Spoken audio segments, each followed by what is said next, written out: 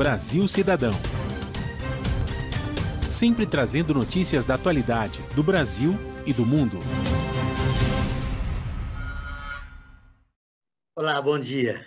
Começa agora o Brasil Cidadão, um programa do Observatório do Terceiro Setor. No programa de hoje nós vamos falar sobre o negro na realidade brasileira. Novembro é o mês da consciência negra. A população negra é uma população que, apesar de ser maioria no país, ainda é estigmatizada por um racismo estrutural, o que se manifesta de inúmeras formas, do seu apagamento histórico, da contribuição que deu para a formação do país, a marginalização social e política, e, claro, a violência policial, que atinge os negros da população de baixa renda. Para conversar sobre o assunto, nós recebemos o professor de comunicação da ECA USP, Denis de Oliveira. Ele é pesquisador na área de cultura popular e movimentos sociais e ativista do movimento negro. A socióloga Cristina Neme, que ela é mestre em ciência política pela USP e coordenadora de projetos do Instituto Sou da Paz. A co-apresentação do programa é do jornalista Frank Valverde, que também trará os destaques do site do Observatório do Terceiro Setor. E você vai conferir as notícias do mundo com a repórter Leda Letra, da Rádio ONU, direto de Lisboa. Bom dia, Franklin. Bom dia, Joel. Bom dia também ao Denis, a Cristina e você que está em sintonia aqui com o Brasil Cidadão pela Rádio Brasil Atual. Vamos para os destaques da semana, Franklin. O que me chamou a atenção, logo no início da semana, ontem, né? É uma notícia que me impressionou. Pessoas que vão aos postos de saúde na periferia de São Paulo estão desmaiando de fome, Franklin. É verdade, isso é uma notícia que foi publicada pelo El País, né? E nós vemos que isso é fruto do quê? Fruto dessa política econômica que foi implantada no governo Bolsonaro. Vamos dar os nomes dele, com todas as letras aí. Ele que é responsável da situação que nós chegamos. A fome voltando ao país, quando ela já havia sido praticamente debelada em governos anteriores, né, Joel? Do início até agora, o Brasil, no início do governo Bolsonaro, até agora o Brasil entrou no mapa da fome. É verdade. E eu queria também destacar, Joel, uma notícia importante. Saiu um artigo que foi escrito por dois escritores, né? O moçambicano Mia Couto e o angolano José Eduardo Agualusa, né? Com o título de Duas Pandemias. E eles, de uma certa forma, denunciam, né, que a pandemia ela está sendo conduzida no mundo de forma geral de uma forma preconceituosa também, porque, por exemplo, essa nova variante, né, a Omicron, que foi detectada agora recentemente, a África do Sul rapidamente conseguiu diagnosticar e divulgar, e na verdade, na hora que ela divulgou, ela foi penalizada em vez de ser, digamos assim, ajudada a solucionar o problema, né?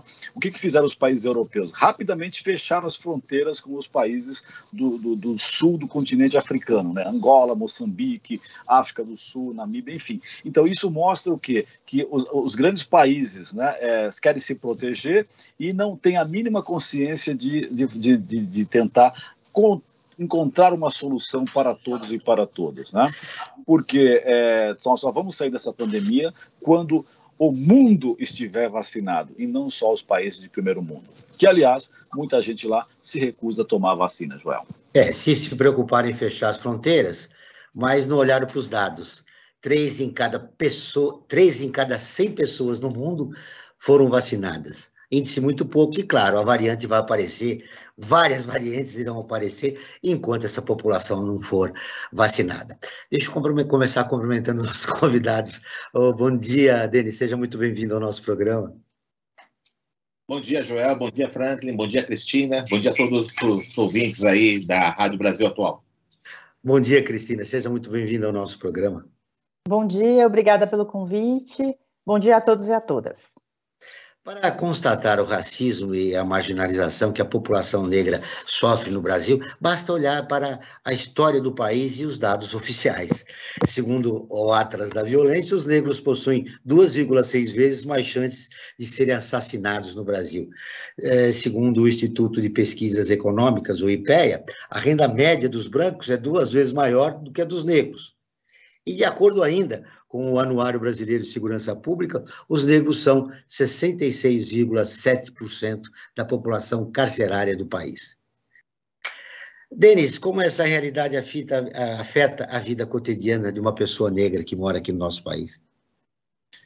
Ela interdita o acesso aos direitos básicos da cidadania. Primeiramente porque, à medida que você tem uma redução das oportunidades de emprego, de trabalho digno, salários adequados, de formação, você limita as possibilidades de inserção social. Em segundo momento, que essa pessoa que é vítima, né, de todo esse processo estrutural também é criminalizada, parecido com o que aconteceu com os países africanos, aí no caso da Covid. Né? Então, ela, ao invés de ser apoiada pelo Estado, né, no sentido de romper essas barreiras, ela é criminalizada por parte aí da ação racista das forças policiais. Então, diante disso, né, que nós temos aí, né, uma situação complicadíssima, no qual essa população negra ela é vitimizada em vários momentos. Agora, isso não acontece à toa, né? Acho que isso é importante a gente observar. Né? Isso acontece não só pelo passado escravocrata do Brasil, mas também porque o Brasil ele tem um tipo de capitalismo baseado aí na superexploração da mão de obra. Então, à medida que você vai interditando o acesso às condições dignas de vida para essa população negra, você forma um estoque de pessoas disponíveis a trabalhar em qualquer condição. E isso, então, acaba gerando uma possibilidade para o capital reproduzir sua riqueza, tendo como disponível uma mão de obra baratíssima. Então, há de fato, uma lógica aí nesse tipo de ação do Estado. Diante dessa realidade, Cristina, a mulher negra sofre mais, né? Sim, a população negra tem taxas superiores em relação à população branca, basicamente, na grande maioria dos indicadores, né, sociais, como o Denis falou, né, essa falta de acesso aos direitos, ela se reflete em indicadores piores em relação à saúde, educação, condições de habitação, saneamento básico, e também nos índices de violência, que acometem, sobretudo, a população negra do país. Tanto os homens, na grande maioria, mas também com desigualdade em relação às mulheres negras e brancas, né, e não negras, né, brancas e de outras etnias. Então, a gente tem aí uma reprodução do racismo em todas as dimensões, né, de direitos, em que a falta de acesso a esses direitos fica de forma muito mais acentuada no caso da população negra. E a mulher negra, perdão, fica aí no topo dessa desigualdade, quando você faz a comparação entre os grupos por gênero, né, homens e mulheres, e por raça. Como combater uma desigualdade histórica? Fazendo políticas afirmativas, né, que venham diminuir esse padrão de desigualdade, né, que venham equilibrar as condições de acesso aos direitos para essas populações que são mais vulneráveis e que estão interditadas, né, como disse o Denis, muitas vezes a reverter esse quadro que é estrutural. E depois eu acho que a gente pode falar mais, né, como a violência vem fortalecer essa lógica, né, atingindo sobretudo essa população e funcionando como mais um mecanismo de exclusão e de obstáculo mesmo ao avanço em relação a outros direitos, como, por exemplo, a educação.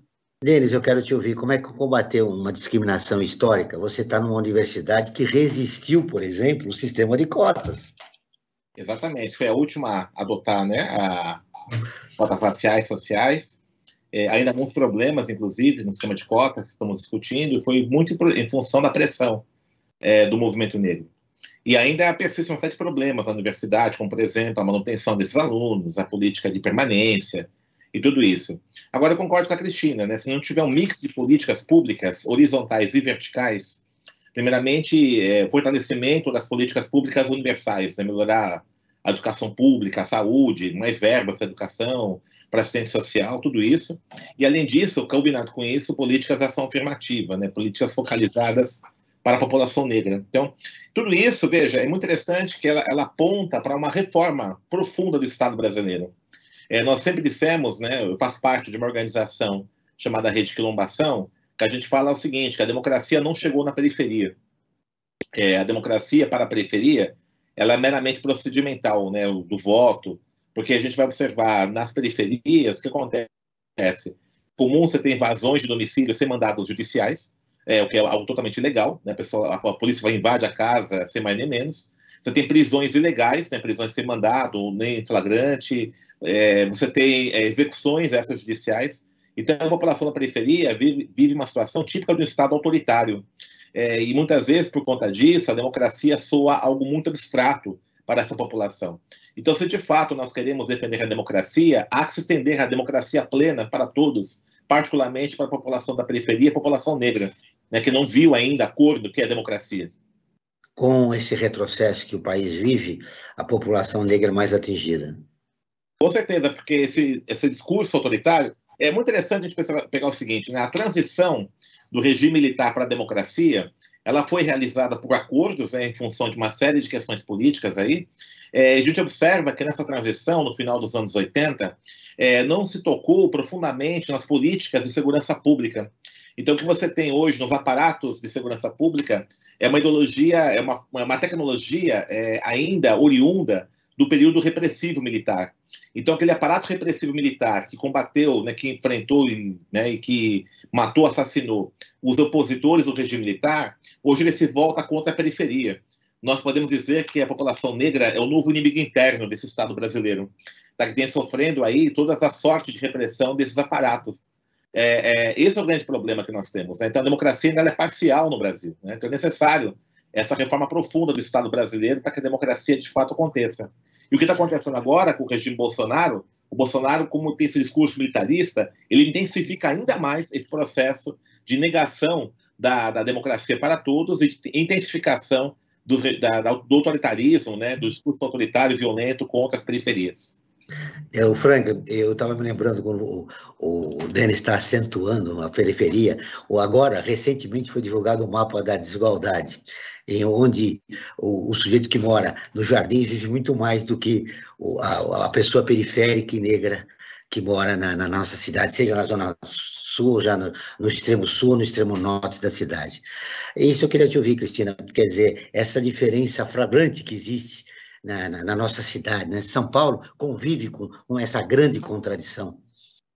Exatamente, essa contradição, essa diferença, essa desigualdade vai se manifestar em todas as esferas, né? Em relação à expectativa de vida, que envolve elementos da saúde, da educação e também do funcionamento do Estado em relação à segurança pública, né? A gente tem a segurança pública como um direito de ir e vir, pensando, né, nas liberdades individuais, com o direito de ir e vir, mantendo a integridade física das pessoas, no limite à vida, né, o bem maior, e isso também vai se traduzir em taxas extremamente desiguais entre as regiões mais favorecidas, né, socioeconomicamente, e as menos na periferia, né, com taxas elevadíssimas de homicídio, por exemplo, sobretudo na faixa da população jovem, de 15 a 29 anos, em que, se você separar por gênero e por raça, os meninos negros vão apresentar taxas muito vezes mais altas, né? No mínimo três vezes mais altas, quando você comparada com outras regiões. E eu queria retomar aqui um ponto que o Denis colocou, que eu acho bastante importante, do contexto pós-ditadura, e lembrar que esse funcionamento do Estado, ele também estava presente em outros momentos anteriores, né? Pensando na nossa história aí, né? Desde do início do período republicano, nós tivemos poucos momentos democráticos e longos períodos de intervenção autoritária, né? E nesses momentos de intervenção autoritária, ganha expressão a questão da violência política, que vai acometer a população, seja na repressão aos movimentos dos trabalhadores, né, de reivindicação de direitos, atingindo, portanto, a população trabalhadora, mas também os opositores políticos, vamos dizer assim, da classe média, né, que se colocaram e também foram perseguidos, torturados e muitas vezes mortos. Porém, quando a gente volta para a normalidade, né, democrática, que é muito restrita, é muito procedimental, se a gente pensar no conjunto da população, né, essa população continua sendo vitimizada, né? Então, dos anos 80 para cá, a gente tem um crescimento da violência urbana, a configuração de um panorama de violência urbana que cresce, né, com os crimes patrimoniais e com os crimes contra a pessoa, né, com o aumento dos homicídios e tudo mais. E nesse contexto, a política de segurança ela não dá conta de se colocar como uma política democrática, né? Então, ela vai reprimir a criminalidade, vai tentar preservar, enfim, controlar o patrimônio, né, os crimes contra o patrimônio, porém não vai olhar para a segurança como um todo. Né? Então, a gente tem meio que uma lógica do cordão sanitário, né? Como disse o Luiz Eduardo Soares, né? O sociólogo carioca, antropólogo, perdão, que trabalhou tanto na gestão como na produção acadêmica intensamente em relação a esse tema. Né? A gente tem uma lógica de cordão sanitário em que a política de segurança meio que funciona como uma forma de apartheid da população, tentando proteger essas áreas mais, como você falou, né, Joel, que o mapa da desigualdade mostra bastante isso, né, e esquece, enfim, da questão do direito à segurança da população nas periferias. E, por outro lado, reprime de uma forma não qualificada, né, sem preservar direitos, essa população também, né, que está nos morros, no caso do Rio de Janeiro, e nos bairros mais periféricos, no caso de São Paulo, por exemplo, para dar Você levantou uma situação interessante, Cristina. Você levantou uma situação interessante, Cristina, que eu quero repercutir com os dois professores, um convidado e outro que apresenta o programa, que para consolidar tudo isso, a cobertura, os veículos de comunicação, né? Que privilegiados sempre os brancos. Mas antes, nós vamos ouvir a Rádio ONU, que é parceira de conteúdo do Observatório do Terceiro Setor, com a matéria: Racismo prejudica proteção às vítimas de tráfico humano. Alerta relatora. A Lei da Letra, de Lisboa, tem as informações. A relatora das Nações Unidas sobre o tráfico de pessoas está alertando para o fato de que as vítimas deste crime não estão sendo protegidas e estão sofrendo com o racismo e a xenofobia. Segundo Siobhan Mullally, ao invés de serem identificadas como vítimas de uma séria violação de direitos humanos, essas pessoas estão sendo detidas, presas e sem receber assistência ou qualquer tipo de proteção. A especialista explica ainda que muitas são forçadas a retornar aos seus países de origem porque sofrem discriminação racial nas fronteiras. Ao mesmo tempo, a relatora denuncia que os traficantes continuam operando de forma ilegal e na impunidade. Mullally faz um apelo para que todos os setores, incluindo o setor privado, implementem com urgência ações de combate ao racismo e à xenofobia nas fronteiras, nos locais de trabalho e também nas operações humanitárias. A mensagem da relatora foi divulgada na véspera do Dia Mundial contra o Tráfico Humano, marcado nesta sexta-feira, 30 de julho. Ela também afirma que o racismo, a xenofobia e a discriminação contra grupos minoritários e povos indígenas estão na raiz do tráfico humano. Mullally destaca que, principalmente as crianças, não estão recebendo a proteção adequada. Segundo ela, o ciclo de tráfico e de exploração segue com impunidade, com as crianças vítimas do tráfico humano sendo tratadas como migrantes irregulares, sujeitas a processos criminais e tendo até a sua credibilidade e idade questionadas. A relatora da ONU lembra que as ações de combate ao tráfico humano precisam ir além do estereótipo perigoso da vítima ideal, que acaba deixando muitos sobreviventes sem a devida proteção. Segundo a relatora, pela Lei Internacional de Direitos Humanos, todos os países têm a obrigação de eliminar todas as formas de discriminação a todas as vítimas, sem exceção. Da ONU News, em Lisboa, Lê da Letra. Continuamos com o Brasil Cidadão, programa do Observatório do Terceiro Setor. Já estamos falando sobre o negro na realidade brasileira, com o professor da USP, Denis de Oliveira, e a socióloga Cristina Anemi, do Instituto Sou da Paz. Muito bem. Franklin, eu queria repercutir a cobertura dos veículos de comunicação e, claro, repercutir também essa matéria com os nossos dois convidados, mas eu começo com você. Essa cobertura nossa em relação ao que acontece com a população negra, que é a maioria do país, né? Exatamente. O Brasil, se você for pensar fora da África, é o maior país de população negra do mundo, né? E no conjunto geral ele só perde para a Nigéria, em termos de população. Então, você pensar a questão do negro no Brasil é fundamental para você saber quem nós somos na realidade, né? Então aí está o grande problema, de que os grandes meios de comunicação sempre têm um viés preconceituoso e racista na sua cobertura, que nunca dá o espaço devido que represente efetivamente o que é a sua sociedade, né? E essa matéria da Lei da Letra, ela tem uma importância muito grande, porque ela mostra que esse preconceito não está só localizado no Brasil ou nos Estados Unidos, como o senso comum costuma divulgar. Isso está no mundo inteiro, né? Quando se reflete na questão do tráfico humano, que quando é a questão dos negros é coisa meio que, né, meio que vista por cima, tal, sem aprofundar realmente a gravidade desse problema. Então, acho que, de uma certa forma, o que tem que se pensar é reestruturar tudo, né?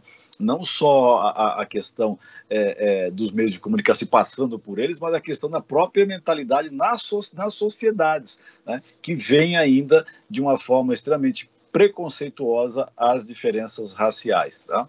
Então, acho que aí é uma das questões que tem que ser vista. E, Joel, até acrescentando, não querendo me estender muito, mas vou fazer aqui um registro importante, que a cada programa do Observatório do Terceiro Setor costuma fazer uma enquete, né? Não é uma pesquisa, você não tem um fundo científico, mas, de uma certa maneira, acaba tentando sentir a temperatura sobre o assunto que vai ser discutido no programa. E para o programa de hoje, nós fizemos a enquete com a seguinte questão: você já presenciou um ato de racismo?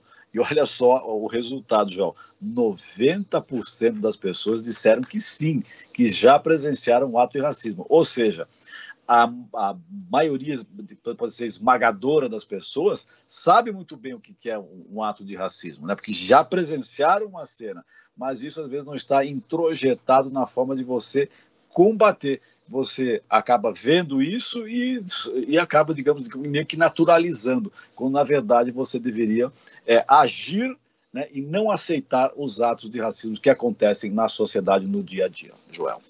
Vamos ouvir repercutir essa enquete com os nossos convidados. Começamos com o Denis. Denis, antes de você repercutir isso, eu deixei uma pergunta no ar para você. Você que é professor de comunicação, como é que a figura do negro é abordada nos veículos de comunicação do nosso país? Então, o movimento negro, historicamente, ele tem discutido muito essa ausência da presença negra na mídia, né? Tem aquela frase famosa do professor Joelzito, que ele estudou as telenovelas do Brasil, né? Ele fala assim: se alguém desavisado chegar ao Brasil, ligar a TV brasileira, vai achar que está na Suécia, não no Brasil, né? Tá uma quantidade de pessoas brancas que aparecem na televisão. Tá, isso vai acontecer. Agora, todo esse produto é muito interessante, porque até ultimamente a mídia tem até, por conta da pressão do movimento negro, tem até discutido um pouco mais a questão do racismo, tem trazido um pouco mais de matéria sobre isso, né? Mas o que acontece ainda é o seguinte, né? Você tem ainda uma escala de valores, né, de normatividades, que o branco sempre é ligado à universalidade, né? Ao universal. E o negro sempre é o étnico, sempre é o outro. Essa coisa do outro, então, um homem branco ou heterossexual é o normal, ele não se vê como, né, o portador de uma orientação sexual específica, como um pertencente a uma etnia ou pertencente a um gênero, mas é universal. E o que se afasta disso, mulher negra, homem negro, né, homossexual e tudo isso, é visto como desviante, como outro sempre. Então, quando aparece, sempre há um sentido de certa concessão de espaço.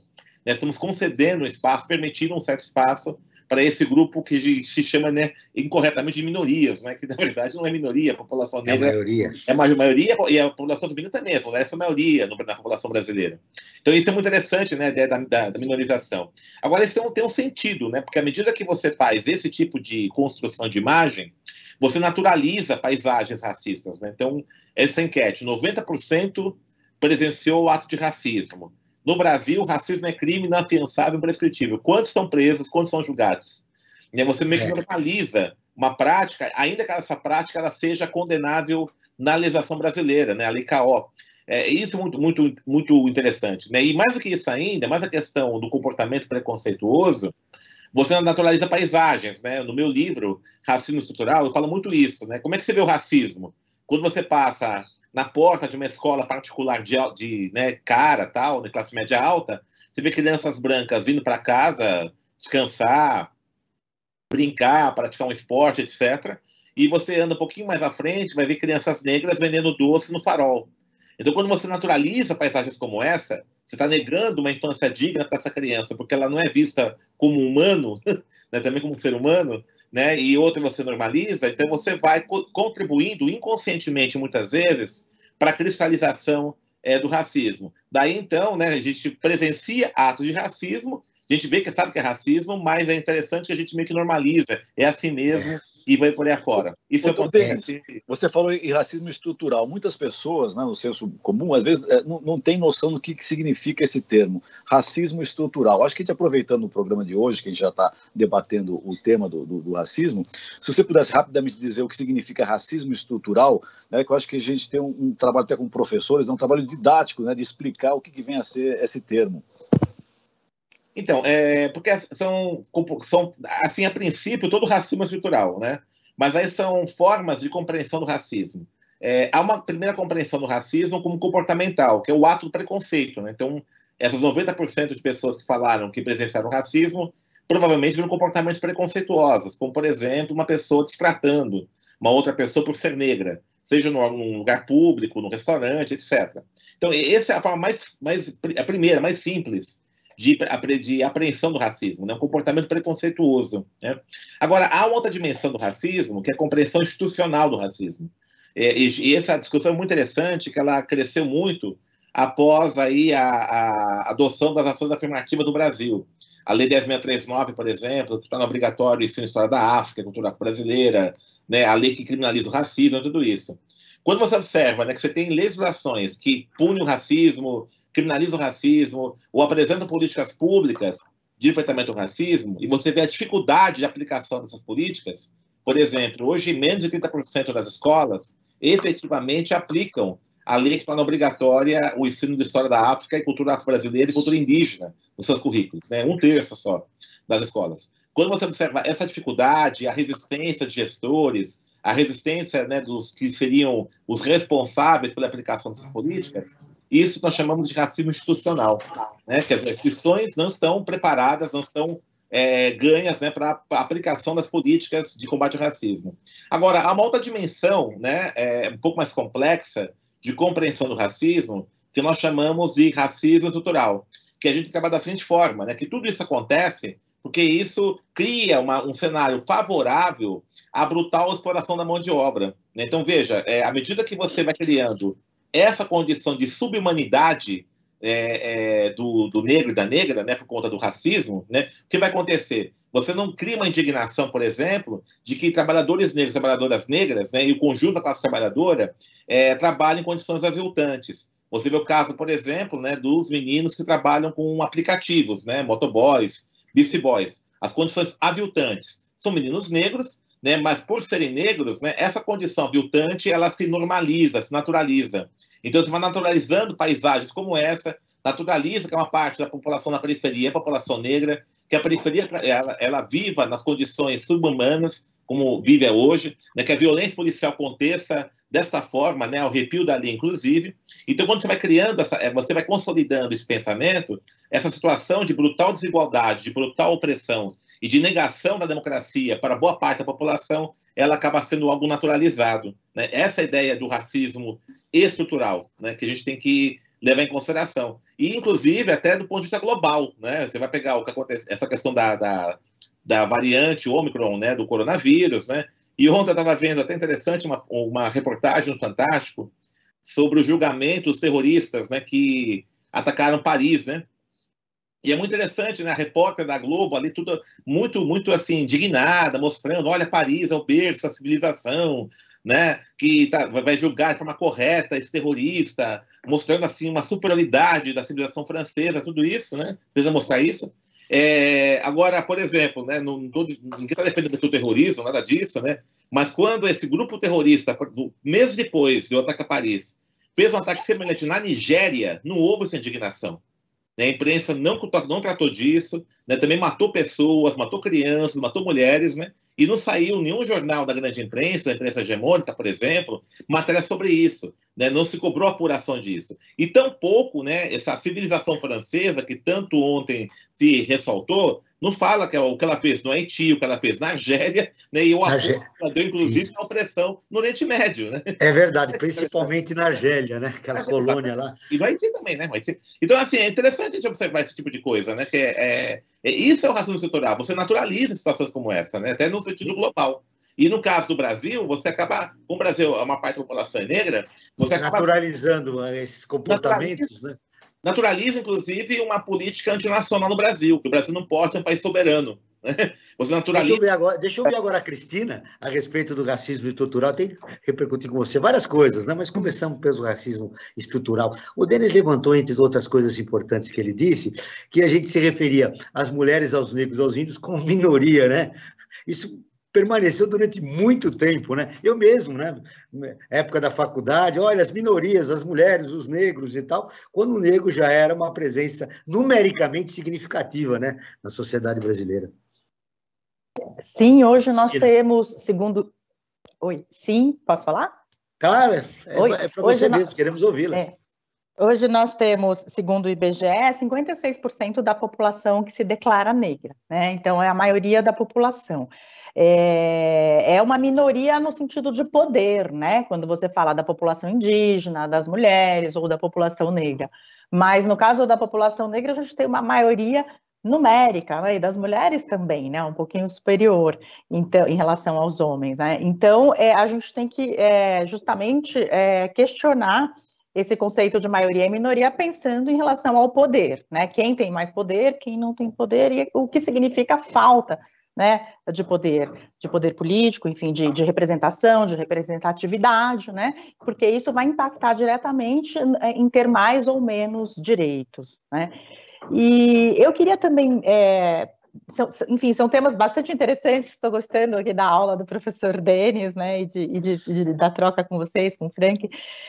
Tem muita coisa, né? Mas nessa questão da naturalização, né, de paisagens racistas, como o professor colocou, eu acho que a gente está no momento, no país, de muitos questionamentos. Eu acho que, apesar do quadro bastante grave, a gente avançou na discussão, e apesar também do ambiente político muito polarizado dificultar essa discussão, né, é importante que a gente fale disso, né? Então, quando você diz que 90% já das pessoas entrevistadas já presenciaram ato racista, né? A gente lembra de outras pesquisas em que as pessoas dizem que sim, que tem racismo, que já viram atos racistas no país, mas que não sou racista, né? A grande maioria vai dizer que não é racista, mas que tem racismo do país. Então, quer dizer... O racismo é do outro, né? Nunca é dela. Né? Exatamente. A conta não fecha e isso mostra muito uma dificuldade nossa, enfim... Podemos entrar numa discussão aí sobre a nossa cultura, sobre a nossa tradição, mas de enfrentar esse conflito, né, de dar nome, né, aos problemas, né, no caso, o racismo.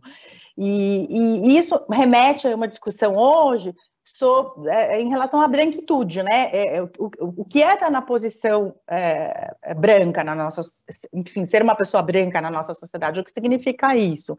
Que é uma condição estrutural de privilégio, né, que se contrapõe, né, que faz parte aí, né, como se fossem os dois lados os dois lados de uma mesma moeda, a essa condição estrutural de desigualdade a que a população negra está submetida.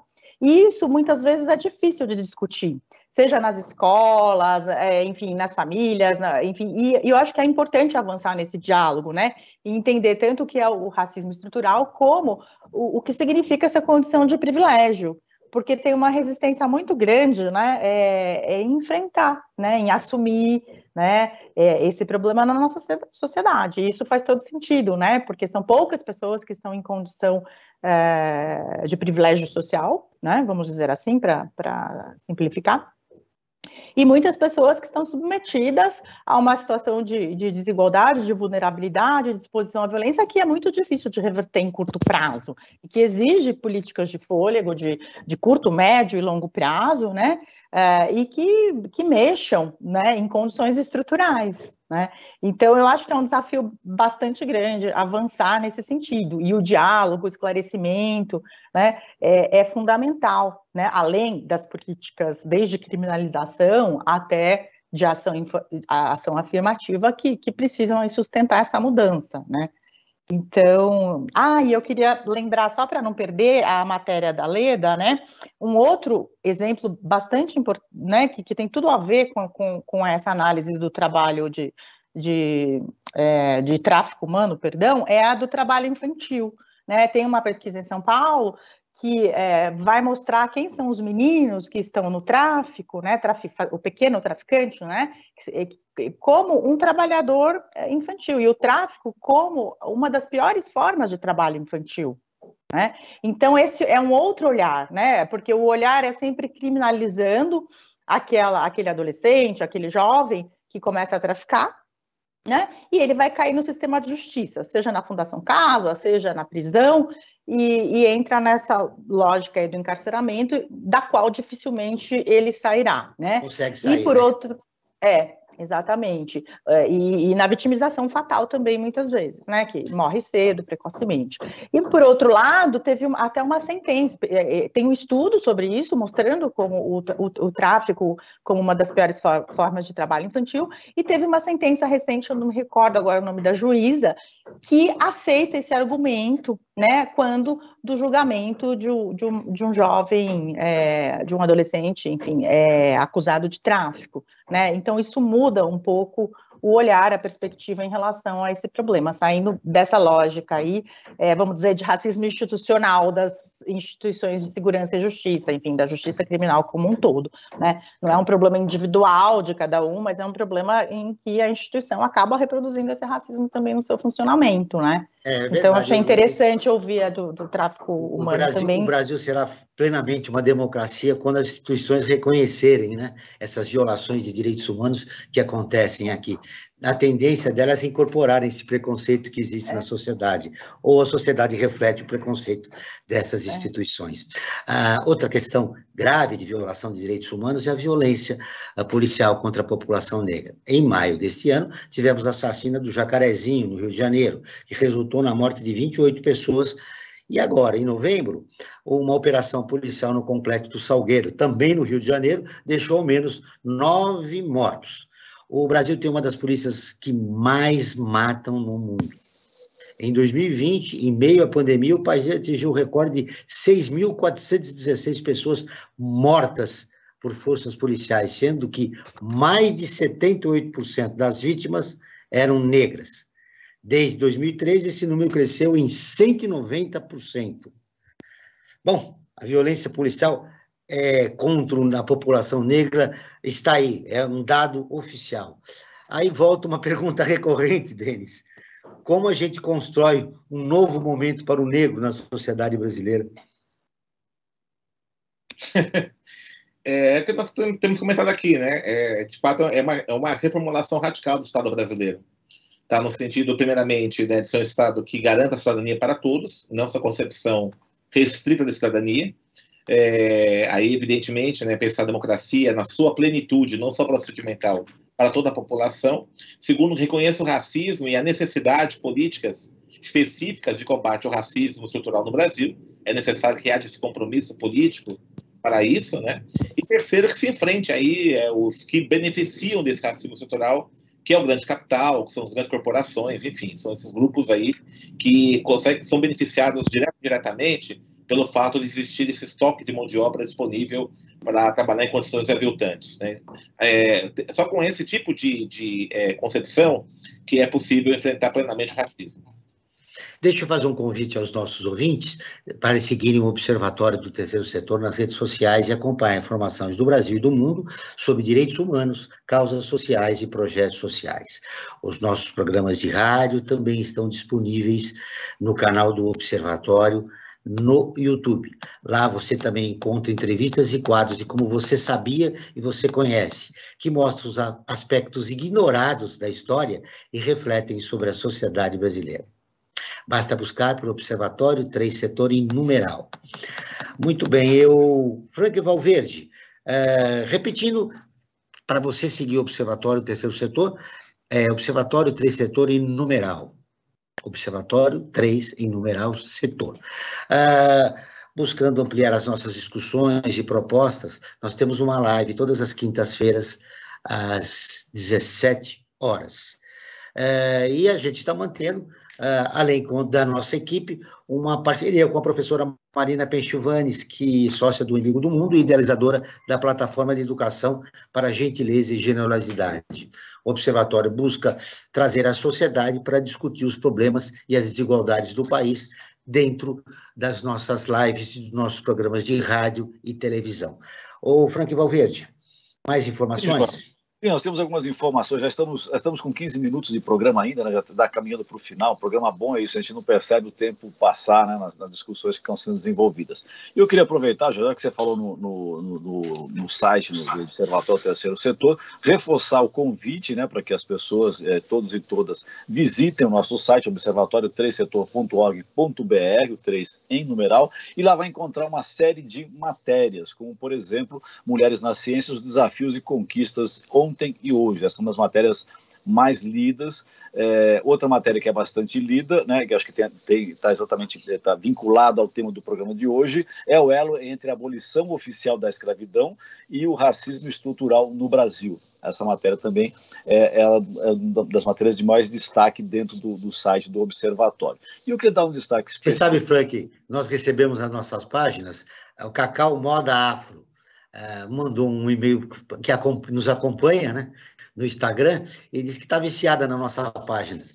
Muitas histórias ocultas do nosso povo, principalmente aqueles personagens que não estão na história oficial do país, né, Dandara, enfim, que nós, no nosso quadro Você Sabia, nós publicamos, e a gente recebeu aí da Cacau Moda Afro e da Soraya Costa, que disse também que a página lembra aspectos ignorados da nossa história, e que é importante, porque ela nos acompanha. E aí ela fala, viva Chico Reis, Zumbi, Dandara e toda a ancestralidade negra desse país. São o que nós recebemos nas nossas páginas, um comentário sobre as nossas publicações e, claro, o nosso programa de rádio. É verdade, o Observatório está sempre muito atento a essas questões do racismo, né, e isso mostra em suas matérias, sempre denunciando essa questão que, digamos, é um dos grandes problemas que o Brasil enfrenta hoje, se não for o maior. E dentro dessas matérias todas que você citou, que nós temos também uma outra que eu gostaria de destacar, é uma matéria que foi escrita pela Maria Fernanda Garcia, que diz o seguinte, mostrando como é que está a situação não só no Brasil, mas no mundo, né? Acusados de estupro, homens negros são absolvidos após 72 anos. É um caso que aconteceu lá nos Estados Unidos, e a Maria Fernanda Garcia fez essa matéria dizendo claramente que 4 jovens negros foram acusados injustamente de estuprar uma garota branca de 17 anos, isso em 1949. Na Flórida, no estado da Flórida, nos Estados Unidos. E, apesar da falta de provas contra eles, eles foram condenados. E apenas 72 anos depois é que a justiça assumiu os seus erros, né, e declarou inocentes. Olha só, Joel, esse mais um dos absurdos, né, e mostrando que esse problema da questão do preconceito racial, do racismo, não atinge somente o Brasil, mas também os Estados Unidos. Há necessidade de que o mundo inteiro venha a discutir essas questões profundamente, e mudar a atitude, né? Não só discutir, acho que tem que mudar a atitude também. Esse é um fato importantíssimo. E, Joel, para finalizar, eu quero dizer que todas essas notícias que você disse, que eu também citei aqui agora, todos e todas encontram disponíveis no Observatório no formato de áudio, através da ferramenta de audiodescrição dos conteúdos escritos. É o Observatório também preocupado com essas questões de integrar as pessoas também deficientes visuais. Joel. Muito bem, Frank, como você disse, nós estamos no último bloco do programa, a conversa rolou aqui muito interessante com os nossos convidados. Eu quero só destacar que os homens brancos possuem os maiores salários e as menores taxas de desocupação em todos os níveis de escolaridade. Já as mulheres negras formam o grupo que enfrenta as piores condições no mercado de trabalho brasileiro, e segundo o Atlas da Violência. As negras são 66% das mulheres vítimas de assassinato no país. Uma pesquisa também da Organização Visão Mundial mostrou que entre 2009 e 2019 foram assassinadas no Brasil 107.670 crianças e adolescentes, sendo que 76% eram negras e 93% eram os meninos. Um levantamento mais recente do Instituto Sou da Paz mostra que as crianças negras morrem 3,6 vezes mais por armas de fogo do que as não negras no Brasil. Como eu estou caminhando para o final do programa, eu vou dar aos nossos dois convidados uma parte para discutirem, né? A gente fechar o que de mais importante, a partir das informações, das perguntas que foram elaboradas no programa, vocês gostariam de deixar registrado no nosso programa. Joel, eu começo com... Oi. Então, achei ótimo isso aí. Eu até pediria para o professor Denis, quando ele começar a fazer esses comentários, que ele retomasse uma questão que, em geral, quando se discute as questões raciais, não se aprofundam tanto. Eu gostei muito da abordagem dele, quando ele coloca que é uma estratégia da própria sociedade capitalista, esse mecanismo de perpetuar o racismo. Tá aí. 3 minutos, Denis, 2 minutos e meio para você fechar sua participação no nosso programa, te agradecendo, foi um prazer conhecer você, e você voltará outras vezes.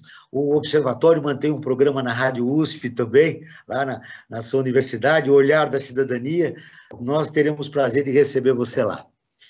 Obrigado, Joel, obrigado, Franklin, pelo convite, prazer estar aqui, Cristina. Bom, eu acho assim que é isso que o Franklin apontou, né, que eu vou destacar, né, porque é importante essa reflexão, né, o capitalismo brasileiro ele se alimenta do racismo. Porque, veja, essa polícia que reprime a população na periferia é a mesma que reprime também o movimento social, né, a passeata de professores da Paulista, aqui em São Paulo, né, uma greve metalúrgica. E nesse sentido, então, quando a gente observa esse tipo de situação, isso ocorre uma questão histórica, né? O Brasil construiu o capitalismo sobre o modo de produção escravista. Essa transição do escravismo para o capitalismo é que possibilitou a constituição de um capitalismo baseado na superexploração da mão de obra. E isso é muito importante para a gente pensar que a luta contra o racismo é uma luta, evidentemente, deve ser liderada pelo movimento negro e tal, mas vai ter que estar na agenda central de todo o projeto de transformação do país. Não é uma luta, não é apenas mais uma luta, não é uma bandeira pontual específica. Quero chamar muita atenção disso, né? É uma luta estratégica para o Brasil, porque a democracia no Brasil ela nunca vai ser plena enquanto não incluir a maior parte da população brasileira que é negra. Então essa é a grande questão que está se colocando. Falar em democracia sem discutir racismo é falar democracia no vazio. Falar em igualdade social sem falar em racismo é falar em igualdade social no vazio. Criticar a exploração capitalista sem falar no racismo é criticar a exploração capitalista no vazio. Então essa é a grande questão que é importante a gente observar. Então o debate que o movimento negro tem feito nos últimos tempos, né, inclusive nessa discussão mais recente do racismo estrutural, aponta exatamente isso. E eu acho que essa ainda uma lacuna que existe no campo progressista de entender que como a bandeira antirracista ela é central na discussão para o novo Brasil. Essa é a grande questão que se coloca, né? Então, a reflexão que se tem construída na luta do movimento negro é que é necessária uma transformação social profunda do Brasil. E isso, evidentemente, é uma agenda de todos aqueles progressistas que querem um Brasil diferente desse que nós temos agora, tá? Então, eu queria agradecer o convite, né, a participar, uma honra estar participando desse debate qualificadíssimo aqui, né, com a Cristina, do Sou da Paz, é um trabalho muito importante, né, com o Franklin Valverde, com o Joel, né, com todos os ouvintes aqui da Rádio Brasil Atual, do Observatório do Terceiro Setor. Espero, né, que essa minha contribuição tenha aí despertado aí para a gente refletir um pouco mais sobre essa bandeira do racismo. Então, um grande abraço a todos. E contribuiu muito, viu, Denis? Frank, seu destaque final. Pode falar. Não, tudo bem, conclua, Denis. Não, é isso aí, só um abraço a todos e todas, é isso.